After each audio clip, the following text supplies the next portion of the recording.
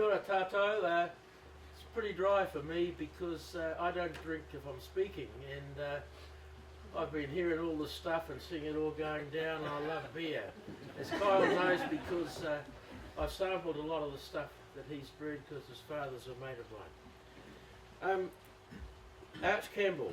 Well, I'm privileged to be given the opportunity to speak about Arch Campbell and also to give the award that is named in his honour, because Arch was a personal mentor to me in my career in water and soil conservation in New Zealand, and he was also a great inspiration.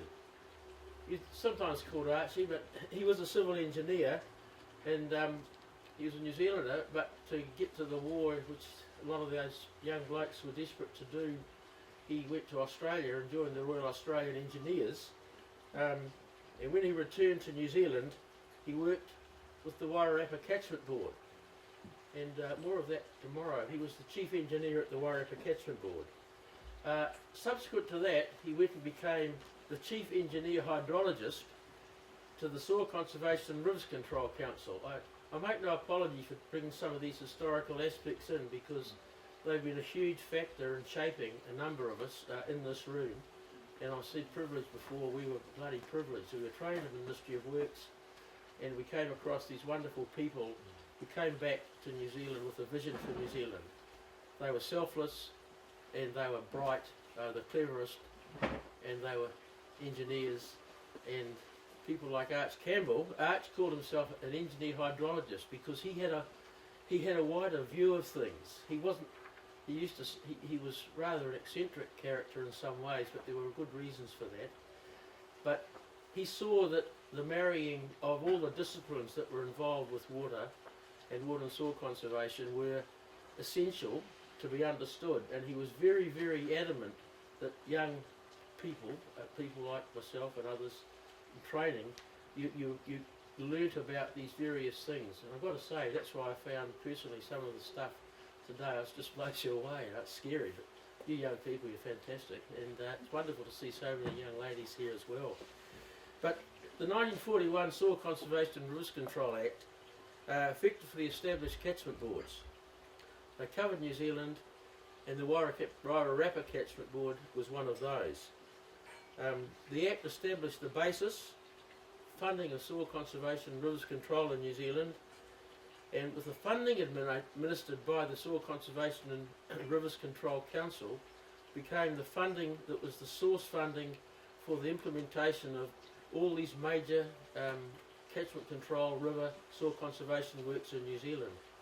And leading it through that, the whole practice of that was driven by the vision that people like Arch Campbell had. Grant rates were established for schemes, and we'll talk tomorrow a bit about the Lower Wairarapa Valley Development Scheme. 3 for 1 and half the local share. Some of you wouldn't believe that, but that's how these schemes would be funded. They wouldn't have been able to be funded any other way. But Arch was very keen that the technical support should be encouraged centrally in the Soil Conservation and Rivers Control Council, and it should be freely and readily available to all the people who were developing in the catchment boards, because it's essentially new stuff. Of course there'd been flooding before, we know that, but Arch in particular, and this is all my sort of personal recollections, and forgive me if I get a few things wrong, but he early diagnosed the need for science, and for science to support practice, and he was really strong that these schemes should be imaginative, they should function well, and but they should be underpinned by good science. And that's why, for him, whilst engineering was science, hydrology was another sort of science, and so he kept that title through his whole career, and he retired as the chief engineer hydrologist. Of course, he went into the water and soil division eventually. The stuff that I think that Arch was developed a lot of his thinking. There's some he liked acronyms in the times that we were there. It was getting on a bit past this period that we might be looking at tomorrow.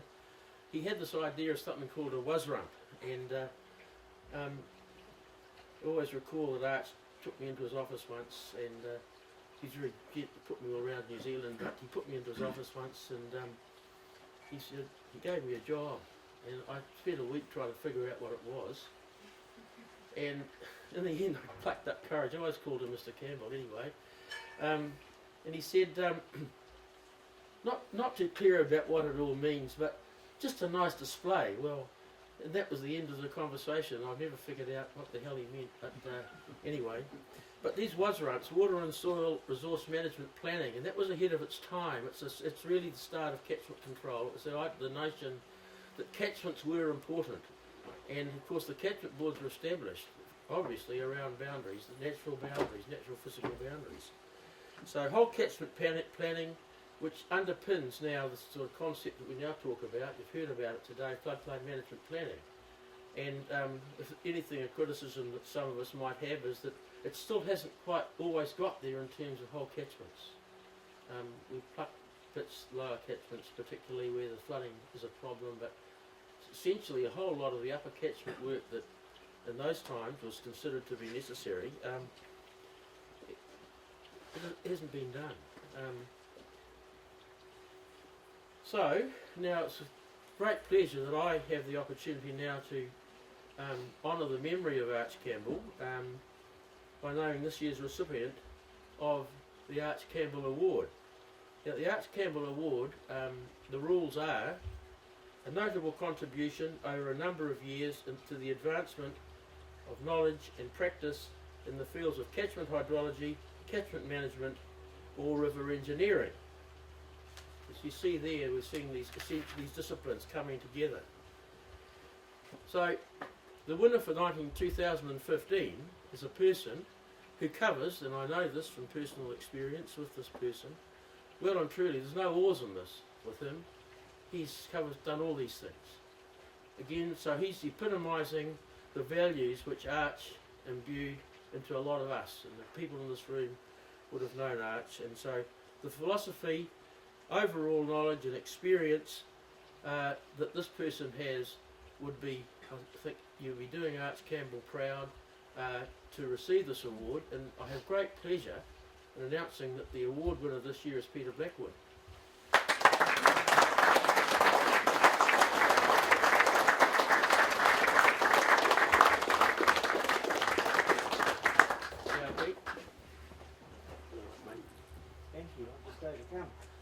Now, you're going to have to be more overcome, because I'm going to have to say one or two things about you, Peter, just for the benefit of those who don't know.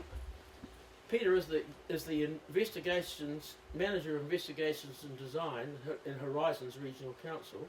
He's held that position since 2006, and prior to that, he worked in the Bay of Plenty Regional Council. He's worked also in the Greater Wellington Regional Council. And he's worked in the Ministry of Works, so he's been around the traps. He has a Bachelor of Engineering with honours, and is a registered engineer, obviously enough.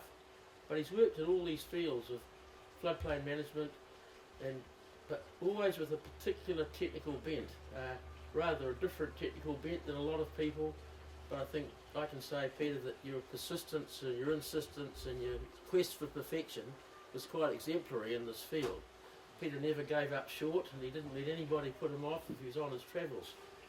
He has been known as reflected tonight. One night he went to sleep in the ministry in the Wellington Regional Council, because he'd been working didn't do much in the day, but he worked all night, and then he slept there. So, but those who've known Peter on the job, he never gives up, and he's there, and there are floods, and he has a wonderful way of dealing with people who've been affected by floods, and I think he's been well respected in all the places that he's worked for the diligence and quality of his work. So he's done quite groundbreaking work in a lot of these areas in terms of flood hazard and environmental assessments and technical input to Environment Bay of Plenty, in particular some of the early work that Pete did there. He said earlier he didn't know about this, that he reckoned he set up LiDAR up there, but then after he went it was sort of forgotten. So I think he got a bit of a kick to see it back and going again.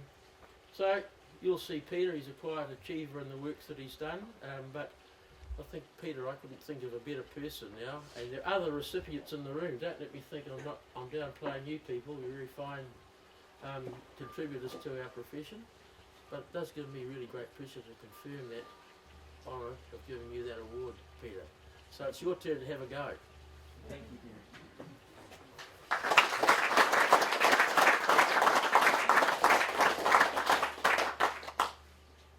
This is indeed a great honour amongst what I'd consider a group of real distinguished company.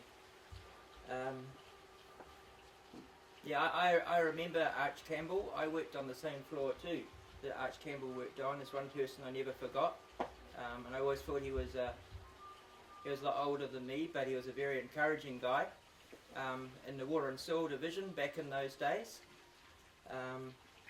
I would have many people to thank in my career. I'd like to thank you, Derek. You've been a tremendous mentor and encourager through the travels which I've gone over the various parts of New Zealand. I'd like to thank you, Brian.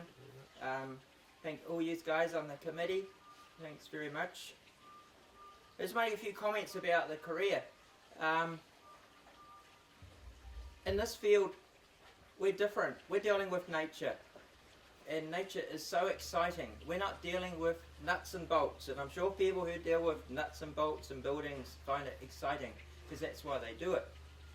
But we deal with rivers and hydrology because we find it exciting, because there are a lot of unknowns out there that we have to solve. I'd always encourage someone starting out in this career, and maybe my daughter will do it now, but to go forward and chase your dreams, find things to solve, because there are many things that are needed to be solved out there. Climate change. Some of the things that I've dealt with is, firstly was extreme value distributions and floods. How you include historical floods. I just even had a small discussion with Graham Smart today, that you have to research those and include those somehow in your distributions. You might use the maximum likelihood technique. You can do it very mathematically, but you have to include that data. You have to find it, because that's the tails of the distribution. Those are the real floods that really matter. Obviously in Manawatu, we've just had quite a colossal flood disaster in Whanganui, in our Whanganui River, and one of the biggest recorded flows in the North Island in any of our gauging stations. That is going to take quite some sorting out. We've got a river gauge that's about 40 k's upstream, yet we had well over 100-year rainfall in the lower 30 k's of the catchment. We had tributary flows there which was 60% bigger than a 100-year flow in the tributaries. So there's the challenge. How big was the flood at Whanganui? We've got an enormous amount of sediment that's landed there. What do we do with the sediment? What is the impact going to be on future floods? Do we need a sediment model? Do we need to go a bit further than the models we normally deal with? Interdecadal Pacific Oscillation. These climatic trends, they're important in New Zealand. Particularly it affects the Bay of Plenty, and we've got our Bay of Plenty friends here. It has a huge impact on flood frequency distributions. For example, this is just a technical point. From 1972 to 1998, actually it was 25 years, the Waiaweka River, the Whakatane River, the Rangataiki River and the Kaituna River, none of those rivers experienced bigger than a 5-year flood. And the probability of that would be 0.8, which is the chance of it not happening in any 1 year, to the power of 25. It's very remote. So that's a severe climatic trend.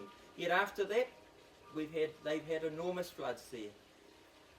I was interested with the statement today about the Waiahine, which is on the opposite phase of the IPO where it floods. That's quite interesting, but you need to think about these things.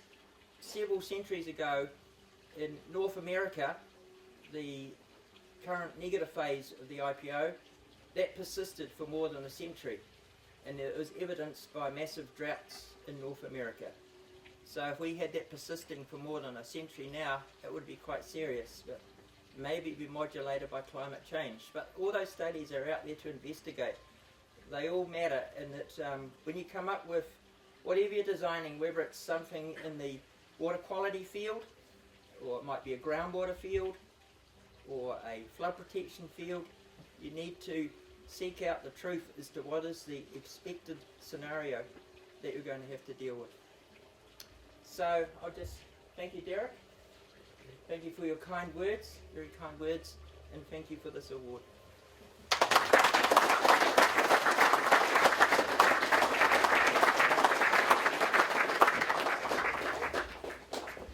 A fantastic way to wrap up the evening, and very special to have two people that were connected and knew Arch Campbell in that way, and very thoroughly deserved. Peter, well done.